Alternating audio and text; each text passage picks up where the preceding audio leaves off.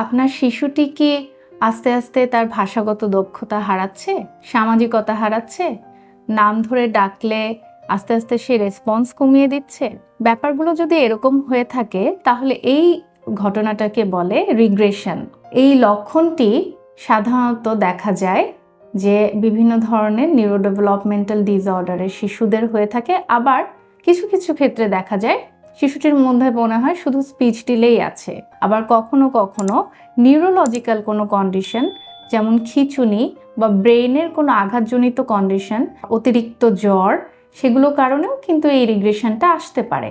কিন্তু হ্যাঁ, রিগ্রেশন মানেই কিন্তু শিশুটির যে একেবারেই আর কখনো ঠিক হবে না বা সামনে এগোতে পারবে না, ব্যাপারটা কিন্তু তা না।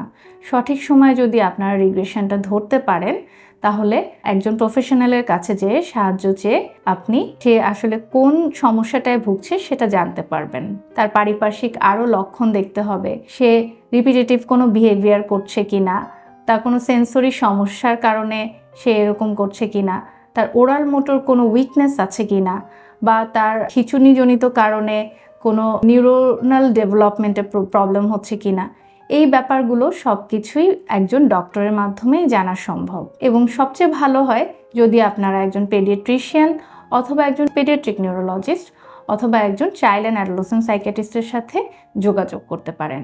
তারা আপনাদেরকে এই ধরনের সমস্যার একদম স্পেসিফিক কারণও বলে দিতে পারেন। কিন্তু হ্যাঁ, অনেক সময় দেখা যায় যে শিশুটি আস্তে আস্তে নিজেকে গুটিয়ে নিচ্ছে। সেই শিশুটির বিকাশজনিত কোনো প্রবলেম নেই, আবার সামাজিকভাবে সে কোথাও যে মিশতে পারছে না বা কথা বলতে পারছে না। এইটা হয় যখন হচ্ছে তার পার্সোনালিটি ডেভেলপমেন্টের কোনো ব্যাপার আসে। তো তখন কিন্তু এটাকে একেবারে সিলেক্টিভ মিউটিজম বা অ্যাংজাইটির কারণে হচ্ছে এটাও বলা যাবে না।